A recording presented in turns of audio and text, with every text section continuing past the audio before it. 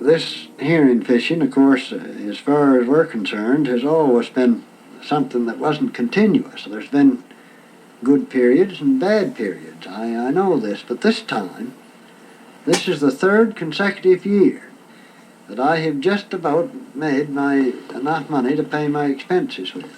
I don't know of anybody that I could think of that's made any worthwhile catches this year except an odd catch, just one like today and then gone again, and no more for probably 2-3 weeks, something like that. The herring are being fished so hard that there's nothing left for the weirs. They're fished far at sea, well to the edge of the continental shelf by the foreign fleets.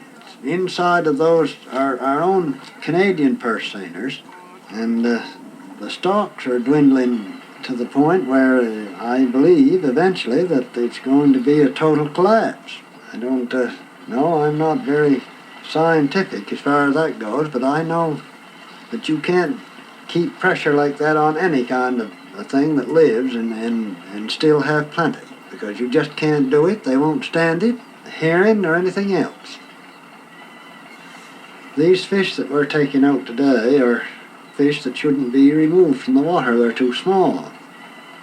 We're taking them out because, of course, we need the money, and another thing, there's not much use of one person leaving them in the water, and when you know that everybody else is going to take them anyway. But we don't believe that it's right. We don't believe that this should be done. After spending this many years in a business and working up to the point where you can own your own equipment, and then finding out that the business has gone to the point where it's not worth doing anymore, and you're 58 years old, it don't leave you in a very good position. And I'm afraid that I'm just going to wind up with nothing in the end. Mr. Wentworth is not alone in his concern. Careless exploitation of the ocean's living resources, of which herring are an important example, is a worldwide problem. I'm John Anderson, Director of the Fisheries Research Board of Canada's Biological Station at St Andrews, New Brunswick. What we do here is research. Our prime objective is to gain an understanding of the biological and physical processes occurring in the ocean, so that we may more rationally harvest its resources, and conserve them too. Such an understanding will help not only fine fishermen like Ernest Wentworth, but also those engaged in mining the non-renewable resources of the sea, such as oil, gas, and metals. Perhaps most important of all, it will help to create a healthy and stable ocean environment. Our work presents tremendous challenges. For example, it may be true that we know more about the backside of the moon than we do about the bottom of the ocean. And consider the fisherman.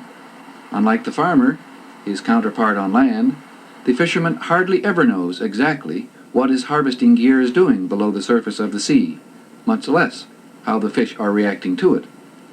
Little wonder, then, that the techniques and apparatus of fishing have changed so little over the ages. What this film is all about is how we fishery scientists try to do our job of finding out what makes the oceans tick. It will emphasize the technologies involved in our search for the truth about the inner space of the ocean.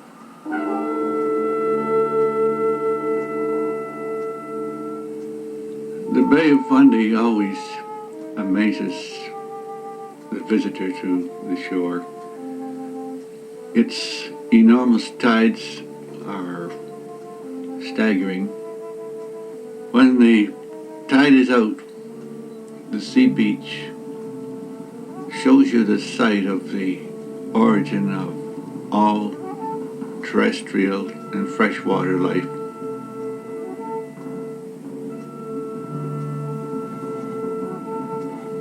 This tide flat is like an outside laboratory that is already equipped.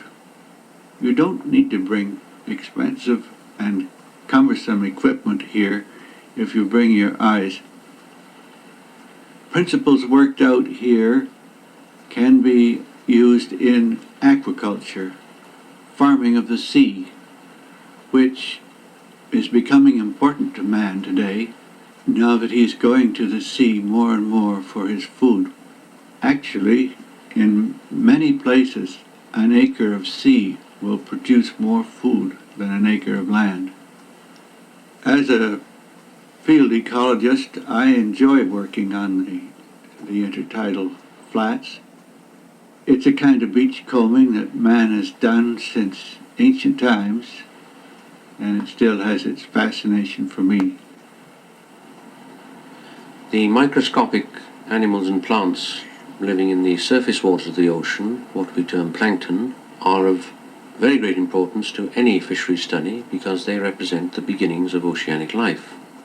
To sample plankton, one has to pull a fine mesh net through the water, and hundreds of different kinds of plankton nets have been designed and used for different kinds of sampling. I'm interested in finding out the distribution and abundance of herring larvae. We have already taken plankton samples in the deeper layers of water, and the net that I'm using now, called the Newston net, which samples the top 3 or 4 inches only, will tell us whether herring larvae reach right up to the surface. Herring are one of the very few marine species which lay eggs on the bottom, and the distribution of herring larvae can give a very good indication of the whereabouts of a herring spawning ground. A grab can then be used to sample the bottom to try to find out exactly where the eggs are laid.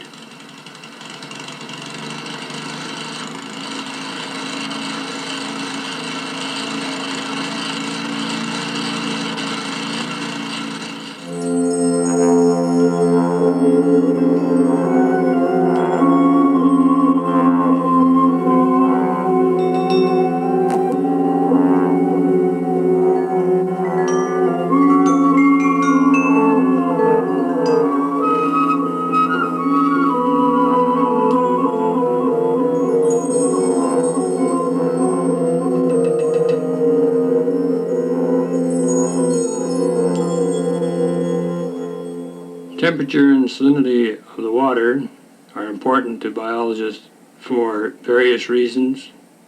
2 of the most important are to know something of the distribution and concentrations of fish and how fish develop.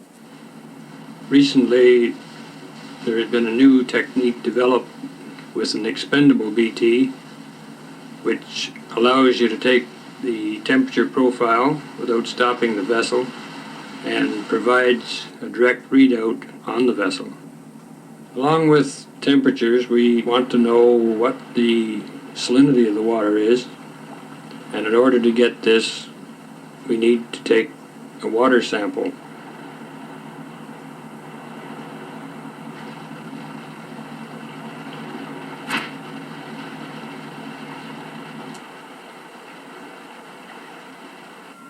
At the lab, the water sample is titrated to determine the salinity. Both the salinity and the temperature data are then recorded on computer punch cards, and the information for a whole cruise can be put together in a computer printout.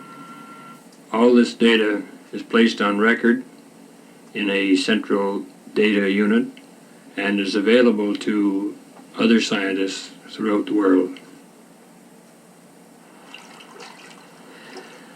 Well, the movement of fish is very fascinating simply because so very little is known about it.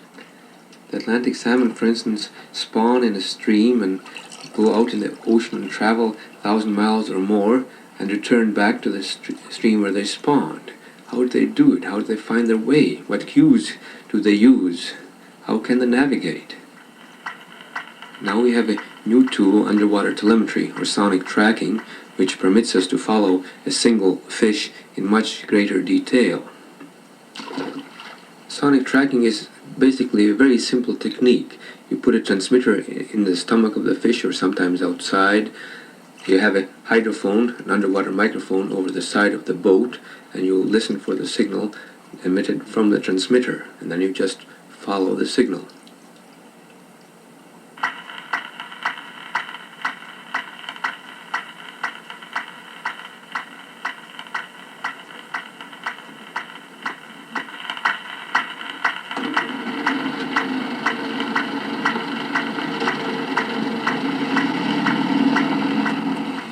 Underwater telemetry opens up a whole new dimension in ecology.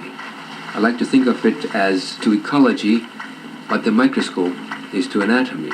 We can tell when the fish moves, how fast it moves, its responses to water temperatures, currents, pollution, and changes in illumination. Down by the buoy now. We're going. Now we're not sure.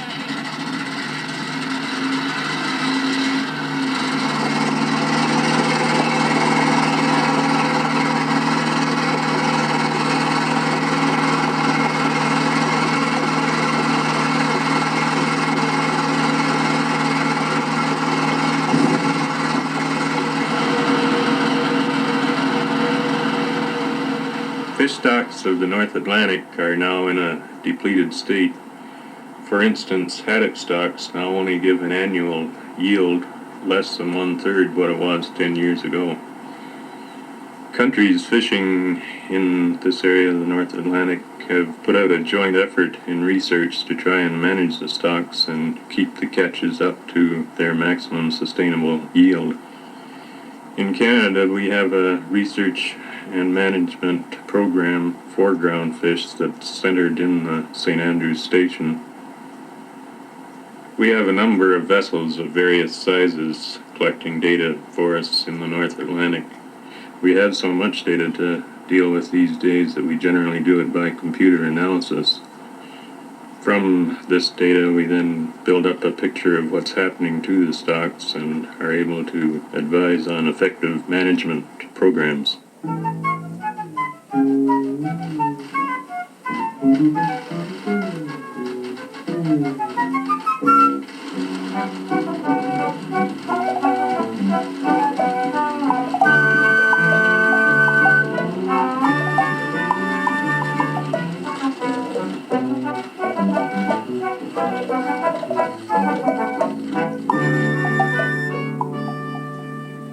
We've known for a long time that flounders use the shallow intertidal areas in cooler Canadian waters, but more recently we've been concerned with the effects of coastal pollution, such as oil spills, on the production of these shallow water populations of winter flounders. We tried to look at the flounder movement by diving, by setting up a herding fence and sitting in the narrows, but we soon found that we got too cold very quickly to do much observation. So we switched over to underwater television to observe these flounders moving up and down the beach with the tidal cycle. We mounted the camera facing directly downward on a set of legs right at the narrows of the herding fence, and then by using a long underwater cable could watch the fish from a remote station on the shore. They should be moving soon. There's one. Perhaps we ought to check the light level Okay. on the tape. Well, it looks a little low. I think maybe we better turn up the adjustment a bit there. But we can keep our equipment working for 2 more hours. The levels look okay, Al. Yeah. Don't waste any time when they go by. That flounder must have been over 40 centimeters. If I can tell on that flounder.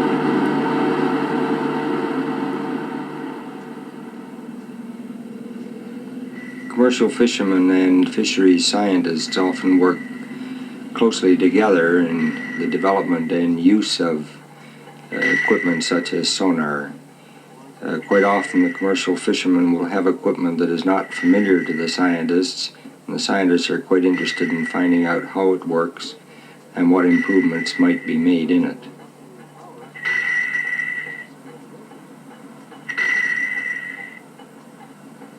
The development of sonar has been a major improvement as far as locating herring schools are concerned. Prior to its development and use, fishermen had to depend on visual sightings of herring or some relatively crude method such as using a thin wire with a weight on the end of it to locate schools. It's much more positive with sonar, and the development and use of this equipment has had a major effect on the development of herring fisheries generally.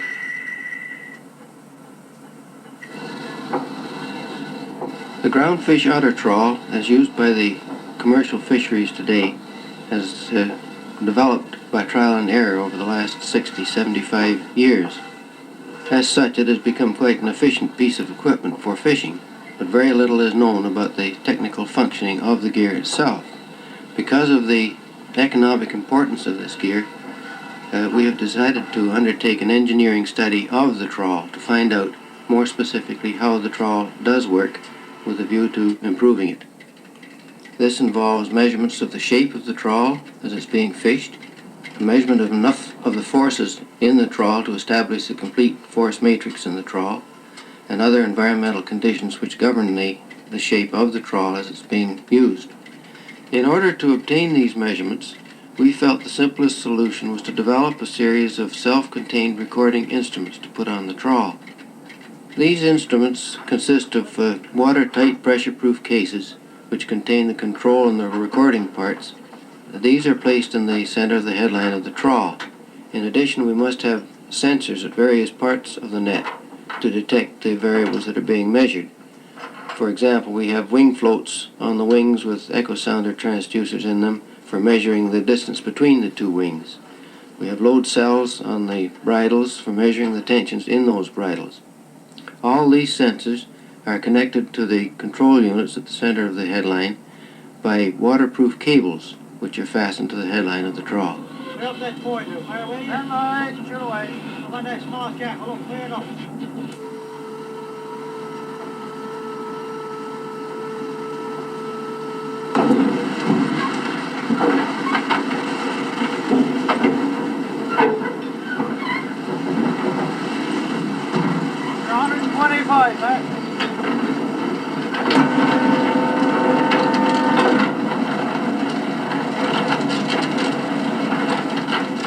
As soon as the net is out, various instruments on the vessel have to be put in place.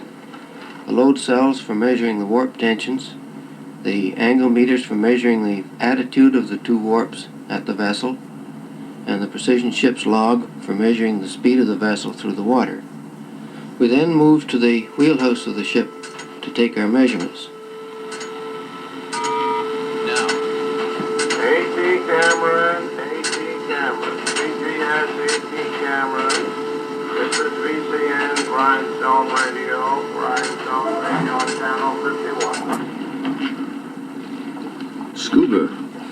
The initial letters really tell you what scuba is. They stand for self-contained underwater breathing apparatus. And as far as I know, FRB began using it on a regular basis in the mid-1950s and has been using it increasingly ever since. It now forms the major tool in a number of investigations into commercial species such as lobsters, scallops, clams, oysters, flounders, a whole host of different types of research work. The main purpose of the work on Prince Edward Island is to try to resolve some areas of conflict between the Irish moss harvesting industry and the lobster fishing industry. And most of our work here consists of finding what lobsters normally live in or around the Irish moss beds.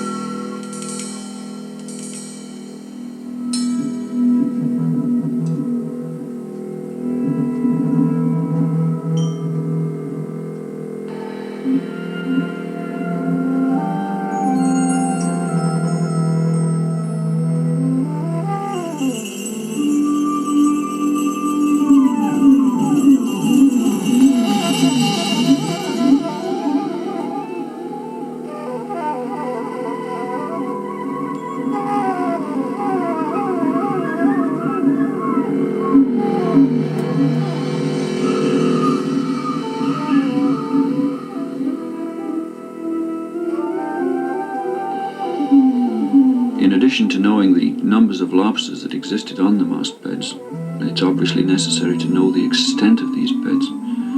And for this reason, we needed a vehicle that would carry us considerably further and faster underwater than a diver could swim.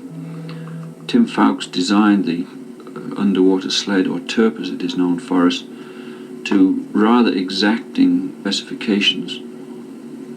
The most rewarding aspect of the design was the development of the single-stick cable-linked control mechanism. This, in addition to operating the diving planes, operates through a cross-linkage control planes on the tail, which act as combination rudder elevators. There was never much time for testing, and it was a great thrill to see the sled emerge from the depths on the first day with Dave Scarrett grinning from ear to ear, exclaiming that he'd done a barrel roll.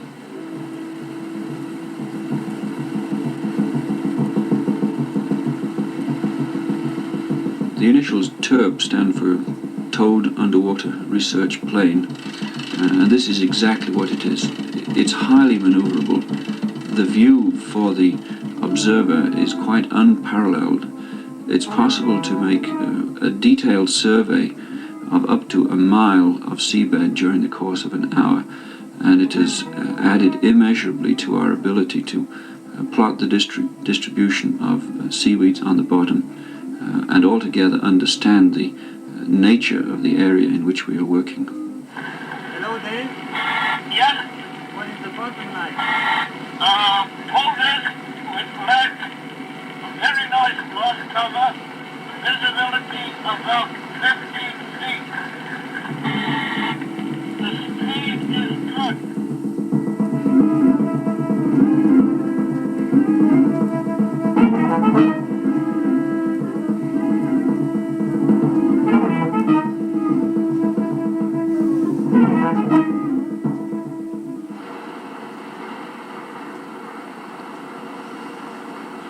Since 1968, we've had a program of using submersibles to assess their potential for fisheries work, and so far we've used 5 different types, 3 American submersibles and 2 Canadian ones, and the results so far have indicated that there is a considerable future for this kind of research.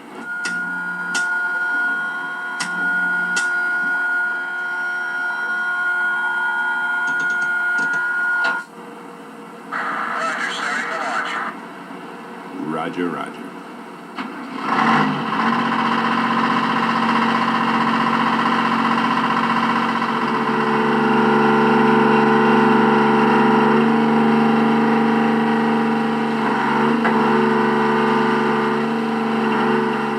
Our present child is a new submersible, the PC-8, which is rather revolutionary in its design, in that the Perry Company has, for the first time, used a complete viewing port at the front of the sub, which consists of an acrylic dome. This is such a big improvement over the previous single viewports, which we've had in previous submersibles, where you had to squint through a small window and had a very limited field of view. With this one, you feel you're almost sitting in the mouth of a cave, looking out at the undersea environment. You feel you could almost reach out and pick up things from the sea floor. Oh, stop now. Perhaps the first advantage of submersibles is that you can extend your working depth beyond the 200-foot safe limit with air scuba sets to the, say, 400 or 500 feet of the offshore fishing grounds. The second advantage is that you can put an expert who may well be out of physical shape into the environment that he's studied from a distance, and so that he can, for the first time, make some relevant observations on the subject that he is an expert on, and do them in an armchair environment, and in the process can travel distances up to several miles without any physical fatigue. In fact, you can extend his capabilities by putting up to, say, 500 pounds of equipment on the vehicle that he can use to measure a variety of parameters in the environment that may be of interest to him. Undersea Hunter, PC-8, diving.